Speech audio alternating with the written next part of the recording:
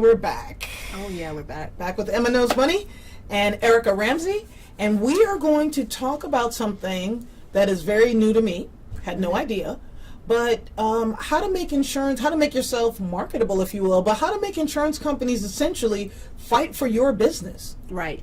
So this is a concept that I share with my clients, and most of the Rhodes Group folks share with their clients, which is you can actually position yourself strategically by doing a couple of key things that will enable you to enjoy lower premiums than the average person may experience, and also make you more attractive, so to speak, for insurance companies. And I'll give you a very good example. We all know that one person who lives on the same block that we live on, who has the same almost exact house that we have, and has the same almost exact same car, possessions, and everything, but for somehow magically they seem to be paying less money. Right. And this will come up over, a cocktail or two, and they're like, "Ah, man," and you're like, "Wait a minute, what? How does that happen?" Well, basically, there's a couple of key factors that's going to determine the rates that you pay versus the rate that someone else may pay. Okay. So let's start with auto. First and foremost, just don't drive like an idiot. Thanks. That was all great. No, I'm serious. Like, take your time. We're all in Atlanta. Our traffic, or I should say, most of Georgia is in Atlanta. Okay, metropolitan areas like all over the state. But most Atlantans in the metro area, we're dealing with this traffic scenario every single day. It's no surprise that you have to get up a little bit earlier. It's no surprise that your drive is going to be X, from X to Z, it's going to be this long. So seriously, drive defensively. Take good care of your car. Make sure your turn signals and your brake lights are working. Because I can't tell you how many times I've run into a client and they're like, "Why is my rate going up? I'm the one who gets rear-ended all the time." Why are you getting rear-ended all the time?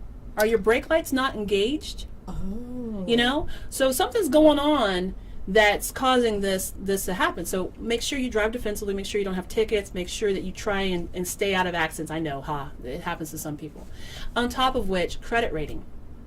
So a new hot topic for a lot of people is your credit when it comes to insurance. Insurance companies have done oodles of studies on people who have poor credit, who in essence don't honor their financial obligations.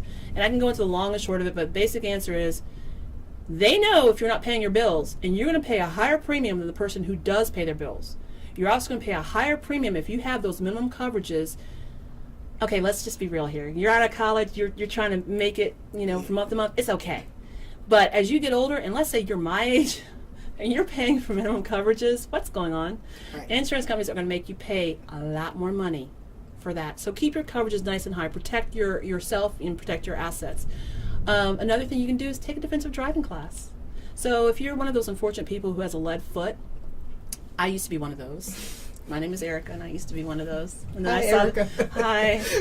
Then I saw the error of my ways. Take a defensive driving class and have all of the household members take a defensive driving class, and you can go online and Google it, but literally 10% off of your premium, bam, right there.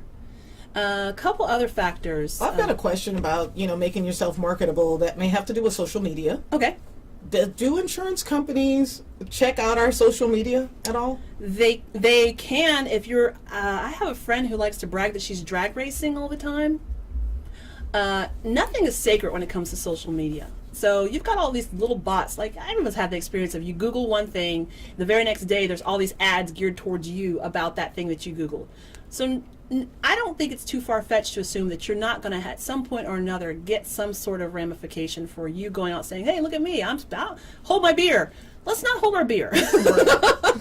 Don't post that your favorite hobby is smoke jumping and Smoke jumping. No jumping off the roof into the pool. And videotaping. Watch this are the two words I don't want to hear as an agent, Or if I'll give you another example, if you're one of those people who likes to speed race and you have a bike, one of the questions that comes up for me as an agent when I'm actually doing a quote for someone who has a motorcycle is it made for speed? Is it for speed racing? Is it tricked out? Does it have an extra kit on it? Because we're going to ask, and if it's on there, what's it there for, right? So just use common sense. But another couple of things that you can do, make sure if you're Uber and Lyft, again, communicate to your agent. Okay, to get that gap. You said it was like a gap insurance? There's a gap between what the Uber or Lyft provides for your liability versus what you may actually have. Okay. So again, let us take a look at that. Don't be scared. And for homes and also for auto, make sure that you have higher deductibles, because that makes you infinitely more attractive. And yes, bundling, putting your renters and your auto together, or putting your home and your auto and your motorcycle and your umbrella together, definitely gives you savings. It And makes if you have other rental homes, just bring it desirable. all. Just bring it bring all it all together. Bring it all and, together. And it just it ultimately boils down to you're protecting your assets. Right. Definitely. So. And when we come back, we're going to answer a couple of questions that we had that we received through social media. Through social media. Through social media. So we'll be back right after this.